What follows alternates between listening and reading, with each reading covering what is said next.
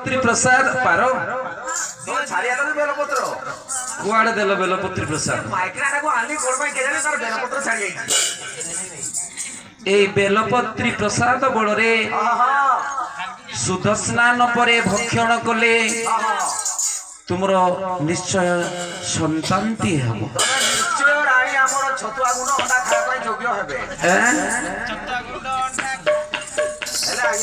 আজ্ঞা শুনিবে গুণিক জন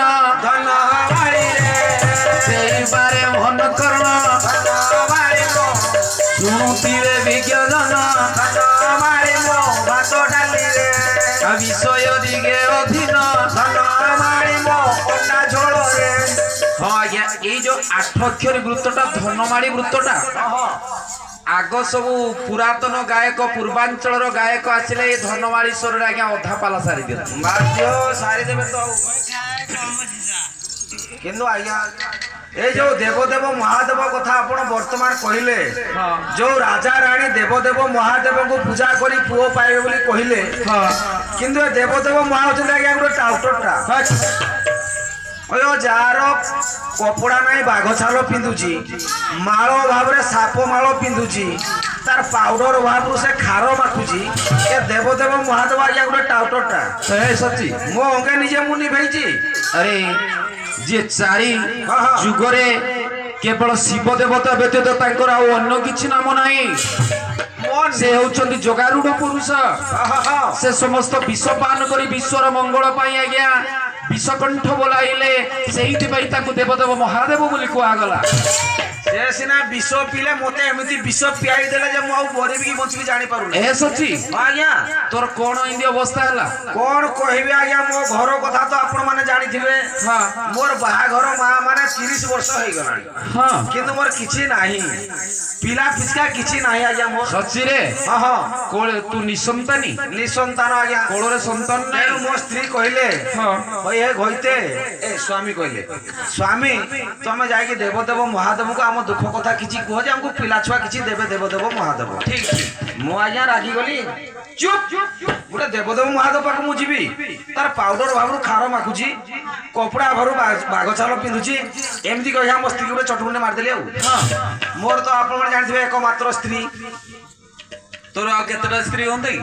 ଗୋଟେ ତ ମୋର ପିସ୍ ଆଉ ଅଧିକା ନାହିଁ। ଆଉ ମୁଁ ଆଜ୍ଞା ରାତିରେ ଶୋଇଛି ଚଟକୁଣ୍ଡେ ସିନା ମାରି ଦେଇଛି କିନ୍ତୁ ଚିନ୍ତାରେ ଅଛି ମୋର ନିଦ ଆଉ ପଡୁନାହିଁ। ଆତ୍ମହତ୍ୟା କରିଦେବ କାଳେ ସୁଇସାଇଡ କରିଦେବ କାଳେ ଟ୍ରେନ ଲାଇନରେ ଯିବ ମୁଁ ଜେଲ ପଳେଇ ଯିବି। ମୁଁ ଏମିତି ନ ଜାଣିଲା ଭଳିଆ ଶୋଇଛି ମୋ ସ୍ତ୍ରୀ ରାତି 3ଟାରୁ ବୋବା ଉଠିଲା ମୁଁ ତା ପଛେ ପଛେ ଛପି ଛପି ଗଲି ଏମିତି କୁଆଡେ ଇଏ ଯାଉଛି ଯାଇ ଯାଇ ଯାଇ ଯାଇ ଦେବଦେବ ମହାଦେବ ଶିବ ମନ୍ଦିର ପାଖରେ ସେ ପଡିଲା। ମୁଁ ଚିନ୍ତା କଲି ଓହୋ ମୋ ସ୍ତ୍ରୀଟା ବର ପାଇଁ ଆସିଛି ଅଧିକା ପଡିଲା। ମୁଁ ପଛେ ପଛେ ଆସୁଛି ଆଜ୍ଞା ବୃଷଭ ଆଗ ପଟେ ମୋ ସ୍ତ୍ରୀ ପଡିଛି ଛାଡେଇକି। ମୁଁ ଚିନ୍ତା କଲି ମୁଁ ତ ବି ପଛେ ପଛେ ଆସିଛି ମୁଁ ଗୋଟେ ବି ବର ନେଇଯିବି ବୋଲି ମୁଁ ବୃଷଭ ପଛପଟେ ଆଜ୍ଞା ପଡିଗଲି। ଠିକ ଠିକ କିଛି ସମୟ ପରେ ମୋ ସ୍ତ୍ରୀ ତ ମା ମାନେ ଭକ୍ତି ତାର ବହୁତ 2 ମିନିଟ ଯାଇଛି ରେ ସେ ବର ପାଇଗଲା। তো স্ত্রী বর পাইগল তো ଆପଣ ଜାଣନ୍ତି ଦେବଦେବ ମହାଦେବଙ୍କ ମାନେ ଏକ ମୁହାଁ ହେଇକି ଯିବେ। আরে তো পাই কিছু বড় প্রাপ্ত হেলানি? ଶୁଣନ୍ତୁ ଆଜ୍ଞା ମୋ ସ୍ତ୍ରୀ ତ ଏକ ମୁହାଁ ହେଇ ଯୋଉ ଏମିତି ବର ପାଇଲା ମାନେ ଗଲା ଏମିତି ଯେତେବେଳେ ଯାଉ ଯାଉ ମୋ ପିଠିରେ ମୋଡାଟା ପକେଇଦେବେ ହେଲା। ମୁଁ ଭାବିଲି ମୁଁ ବି ବର ପାଇଗଲି। ଆଉ তো স্ত্রী তো পিঠিরে মোড়া দেলা। ମୁଁ ଭାବିଲି ନା ମତେ ଦେବଦେବ ମହାଦେବ ବର ଦେଇଦେଲେ। ବର ଦେଇଦେଲେ ତାପରେ ଘରକୁ ଆମେ ଯାହା ଆସିଲୁ তারপরে ଯାହା ହଉ ମା ମାନେ ଦେବଦେବ ମହାଦେବ ଅକର୍ମେ କର୍ମଦାୟଙ୍କ ଦ୍ୱାରୁ ମୋ ସ୍ତ୍ରୀ ଗର୍ଭବତୀ ହେଲେ। ମାନେ ସେ ଆଶା ଦିଦି ଆସିଲେ ଟିକା ଫିକା କଣ ଦେଲେ ଛତୁଆ ଗୁଣ୍ଡ ଗୁଣ୍ଡ ବି ତାକୁ ଦେଲେ। ମୁଁ ଚିନ୍ତା କରୁଛି ମୁଁ ତ ବର ପାଇଲି ମୋ ସ୍ତ୍ରୀ ସିନା ଗର୍ଭବତୀ ହେଲା ମୁଁ କଣ ପାଇଁ ଗର୍ଭବତୀ ହଉନି ମୁଁ ଚିନ୍ତା କରୁଛି ଏପଟେ। ଯେତେବେଳେ ମୋ ସ୍ତ୍ରୀର ଗର୍ଭ ବଢିଲା ମାସ ପରେ ମାସ କି ପେଟ ଧୀରେ ଧୀରେ ଆଜ୍ଞା ବଢିଲା ମୁଁ କଣ କରେ ଗୋଟେ ମାସ ହେଇଗଲେ ମୋ ଗଞ୍ଜି ଭିତରେ ଗୋଟିଏ ଏମିତି ଗାମୁଛା ମୁଁ ପୁରେଇ ଦିଏ ପେଟ ଭିତରେ ସଚି ଏମିତି ପୁରେଇ ପୁରେଇ ଆଜ୍ଞା 10 ମାସ ଯେତେବେଳେ ହେଇଗଲା ଅଲରେଡି ମୁଁ 10ଟା ଗାମୁଛା ମୋ ପେଟ ଭିତରେ ପୁରେଇ ଦେଇଛି। 10 ମାସ ଯେତେବେଳେ ହେଇଗଲା ଆଜ୍ଞା ଧୀରେ ଧୀରେ ମୋ ସ୍ତ୍ରୀର ପେନ୍ ଆସିଲା ମରିଗଲି ଲୋ ବାପା ଲୋ ମତେ କଣ ଧର ନିଅ ମତେ ମେଡିକାଲ ନିଅ ଏମିତି କହିଲା। ସେଟା ମୁଁ ଚିନ୍ତା କଲି ମୁଁ ତ ବର ପାଇଛି ମୋର କିନ୍ତୁ ପେନ୍ ଆସୁନାହିଁ।